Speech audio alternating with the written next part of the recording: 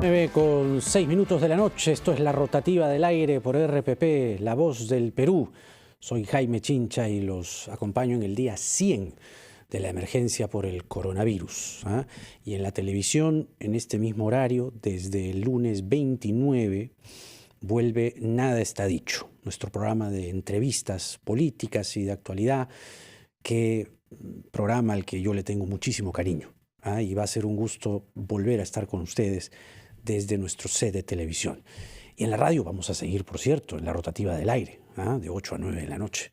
Y a las 9 en la radio, ya veremos, hay sorpresas, muchas sorpresas. Pero bueno, sorpresas te da la vida, ¿no?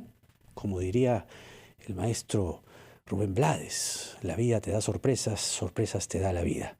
Por lo menos ese estribillo pueda que lo esté tarareando el magistrado del Tribunal Constitucional, Eloy Espinosa Saldaña.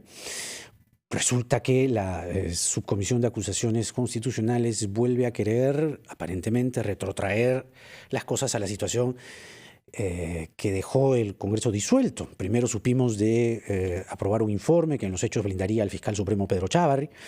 Acusan al exfiscal de la Nación, Pablo Sánchez. Ahora este grupo, presidido por el congresista Luis Roel, ha aprobado el informe final que admite a trámite denuncias constitucionales contra 4 miembros del Tribunal Constitucional, pero contra quien más cargan las tintas, destitución e inhabilitación por 10 años, delito de función, es contra el magistrado Eloy Espinosa Saldaña, que ya está con nosotros a esta hora. Magistrado Espinosa Saldaña, muy buenas noches.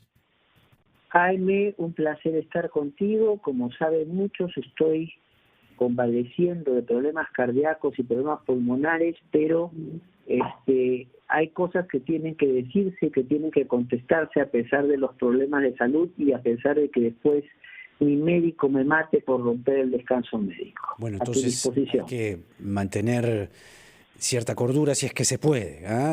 Entendemos eso y, claro, aceptamos que usted pueda participar porque usted mismo quería defenderse de esta acusación. El caso es sumamente complejo, el caso nos gustaría que fuésemos a detalle o usted fuese tan puntual de si este caso que se remonta al 2009, ¿no? En realidad se remonta al 86 con la matanza del Frontón, pero en el 2009 comenzó este litigio que terminó en el tribunal y en la Corte Interamericana. ¿Cómo es posible que una situación ya resuelta por la Corte Interamericana pueda ser revisada de nuevo por el Congreso peruano? Es que vamos precisamente para hacerlo lo más fácil por lo último. Entonces, el último instancia de pronunciamiento, nos guste o no, para aclarar si alguien tiene derecho o no tiene derecho a nivel de nuestros países, es la Corte Interamericana de Derechos Humanos. Claro. Entonces, la Corte Interamericana de Derechos Humanos, el año 2018, cuando entonces anostó a los magistrados del Tribunal Constitucional de la composición actual, nos toca ver una faceta del caso El Frontón, de la matanza de 1966, para ver cómo se entendía el voto de un magistrado. Entonces, cuando estamos viendo eso, antes que nos pronunciemos finalmente de eso, Suacatán nos cae una investigación del Congreso pidiendo votarnos a los 4. Entonces, y sobre todo a mí, porque yo fui el ponente, siempre hay alguien que hace el texto, pero el ponente en realidad lo que hace es un papel que busca convencer a los demás y no le pone tampoco una pistola en el pecho para que lo firmen. O sea, la gente sabe lo que está firmando cuando lo está firmando. Entonces, ¿qué ocurre? Este caso, en nuestro, es llevado a la Corte Interamericana y la Corte Interamericana le dice una vez, 2 veces, 3 veces al Estado peruano: no se metan con estos jueces. No pueden hacer una investigación porque acá hay un presupuesto básico que es respetar la independencia de un juez cuando está investigando algo. Y acá está investigándose para ver cómo se maneja el proceso de Frontón. Y entonces, y en las 3 ocasiones al Estado peruano le ha dicho: archive la investigación del Congreso, archive la investigación del Congreso, y la última vez en 2018 archive la investigación. Pero a ver, para centrarlo en, digamos, en decisiones sencillas o en términos que sean de fácil recordación. Aquí la discusión, entre muchas otras, pero la discusión central es si la matanza del Frontón constituyó o no un crimen o crímenes de lesa humanidad. Eso es una traducción cotidiana, pero que tiene sus complicaciones porque en realidad en el Perú no tenemos establecido como delito tipificado, diríamos, en el Perú los crímenes de lesa humanidad. Entonces, la discusión que llega al Tribunal Constitucional es quién es el que pone un comportamiento como delito. Si es el Poder Judicial o el Tribunal Constitucional. Históricamente, el que pone a un comportamiento como delito es el Poder Judicial. Entonces, en ese sentido, resolvieron la mayoría de los magistrados de esa época, los anteriores a nosotros. Claro. Pero, entonces, hay un magistrado ya fallecido, el magistrado Vergara, que pone eso en su voto, pero en otras cosas no coincide con los demás y hace un voto distinto de todos. Y, sin embargo, lo cuentan como si Vergara hubiera dicho, cuando desde entonces, que este caso tenía que resolverlo el tribunal y no el Poder Judicial. Con lo cual, a nivel de la Corte Interamericana, hacemos un papelón mayúsculo porque es notorio que le estamos queriendo meter un cuento a la Corte Interamericana de quién tiene que definir la responsabilidad de quién va preso y quién no va preso en el Frontón. Tanto en presos en los que son lo que llama el derecho a autores materiales, el que disparó, claro, que va a ser imposible definirlo después de tantos años, como en lo más delicado, los autores intelectuales, los que dieron la orden de hacer lo que se dice. Ahí viene la cuestión. Entonces, por supuesto. Entonces, por eso es que el caso es llevado al Tribunal Constitucional y por eso es que el voto del magistrado Vergara no quiere ser tomado en cuenta en el expediente que lo tenía otro magistrado y no nos lo soltaba. Entonces, 2 años después nos enteramos que en el expediente estaba el voto de Vergara explicando con un cuadrito, ¿verdad? Que él había votado distinto que todos los demás, y había una hojita del ex magistrado Álvarez, ahora decano de una facultad de Derecho, al actual congresista Mesías, y diciéndole, esto no sale porque compromete a los intereses que nosotros planteamos. Y cuando vemos eso en el expediente, que es un escándalo, cómo esconde el voto de Vergara, decimos 4 magistrados, Ledesma, Miranda, Ramos y Espinosa Saldaña, señor, esto no puede pasar. Vergara ha dicho esto, les guste o no les guste, que a nosotros no nos queda más que aceptar la voluntad de Vergara. O sea, a ver, para recordar eso, lo que se pretendía era cambiar la voluntad de Vergara mediante una interpretación. Sí, y hay que decirlo con toda franqueza. Entonces, Vergara en su voto lo que decía es que, entonces, para él, los delitos de lesa humanidad tenían un plazo para aplicarse, pero quien determinaba con la Comisión de Delitos, que era lo que se tenía que discutir en ese momento, no era el Tribunal Constitucional, sino el Poder Judicial. Y en eso coincidía con esto, y coincidía con Urriola, y no habían 4 votos como para sacar sentencia. Ahora y le hicieron fabricar una situación que el señor Vergara hasta el día que se murió nunca quiso aceptar para sumar su 4º voto. Y cuando nosotros detectamos la trampa, a nosotros nos abren desde el Congreso una acusación constitucional en proceso de trámite, la Corte Interamericana se da cuenta de la maniobra, nos protege con 3 sentencias, y ahora resulta que el señor Roel, que ha sido asesor del Tribunal Constitucional, ya sabe de lo que está hablando. Entonces, ¿asesor de quién en particular? Preferiría no decirlo porque si no parecería... Pero no, digo, ¿son personas implicadas en la cronología de estos hechos? Bueno, fue asesor de un actual magistrado del tribunal. Entonces, que votó en, digamos, en discrepancia suya.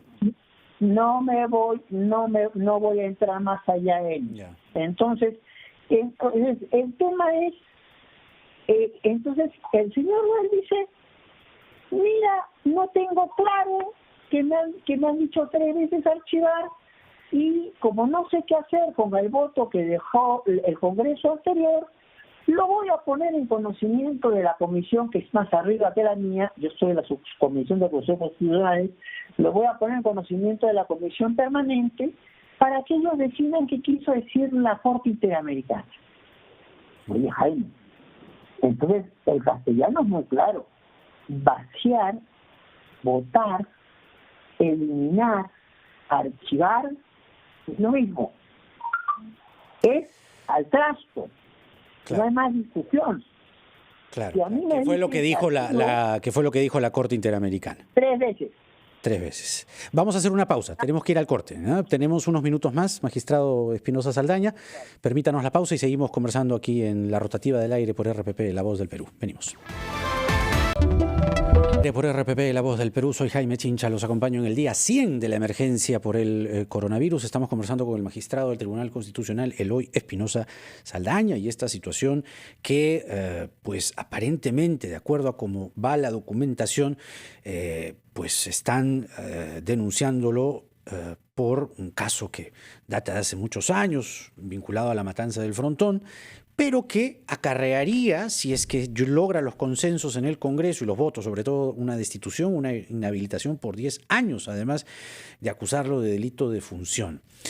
De acuerdo a cómo están las votaciones, y usted nos dice además que el presidente de la comisión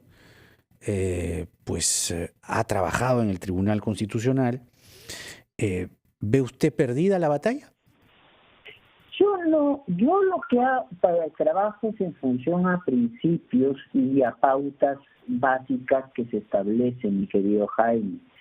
Yo no voy a cambiar una sentencia ni un voto por presión de nadie. Entonces, acá la cosa es bien clara.